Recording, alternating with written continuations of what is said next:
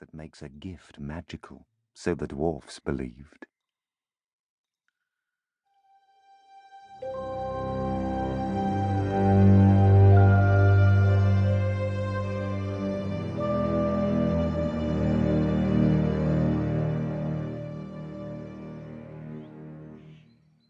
The Queen woke early that morning.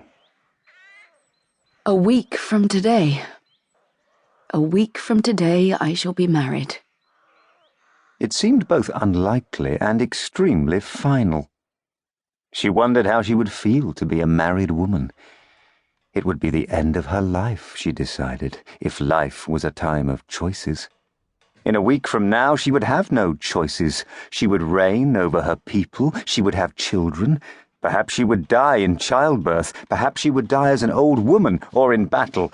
But the path to her death, heartbeat by heartbeat, would be inevitable.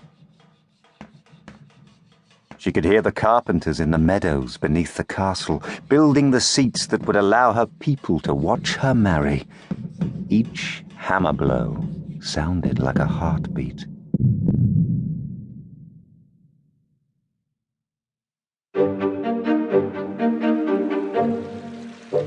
The three dwarfs scrambled out of a hole in the side of the riverbank and clambered up into the meadow. 1, 2, 3. They climbed to the top of a granite outcrop, stretched, kicked, jumped, and stretched themselves once more. Then they sprinted north, towards the cluster of low buildings that made the village of Gif, and in particular to the village inn. The innkeeper was their friend. They had brought him a bottle of Cancellaire wine, deep red, sweet and rich, and nothing like the sharp, pale wines of those parts, as they always did. He would feed them and send them on their way and advise them. The innkeeper, chest as huge as his barrels, beard as bushy and as orange as a fox's brush, was in the tap room. It was early in the morning, and on the dwarfs' previous visits at that time of day, the room had been empty. But now there must have been 30 people in that place, and not one of them looked happy. The dwarfs, who had expected to sidle into an empty tap room, found all eyes upon them. Good Master Foxham, lads. The innkeeper thought that the dwarfs were boys, for all that they were 4, perhaps 5 times his age. I know you travel the mountain passes. We need to get out of here. What's happening? Sleep, said the sot by the window. Plague! Said a finely dressed woman. Doom! Exclaimed a tinker. Doom is coming! We travel to the capital.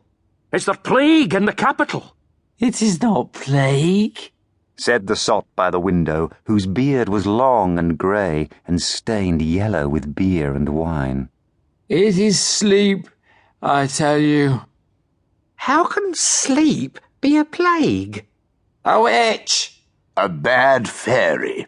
She was an enchantress, as I heard it, argued the fat-faced man and pot girl.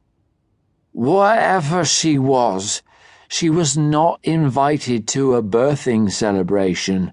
That's all tosh. She would have cursed the princess whether she'd been invited to the naming day party or not. She was one of those forest witches, driven to the margins 1,000 years ago, and a bad lot. She cursed the babe at birth, such that when the girl was 18, she would prick her finger and sleep forever. The fat-faced man wiped his forehead. He was sweating, although it was not warm. As I heard it, she was going to die, but another fairy, a good one this time, commuted her magical death sentence to one of sleep. Magical sleep. So she pricked her finger on something or other, and she fell asleep. And the other people in the castle, the lord and the lady, the butcher, baker, milkmaid, lady-in-waiting, all of them slept as she slept. None of them has aged a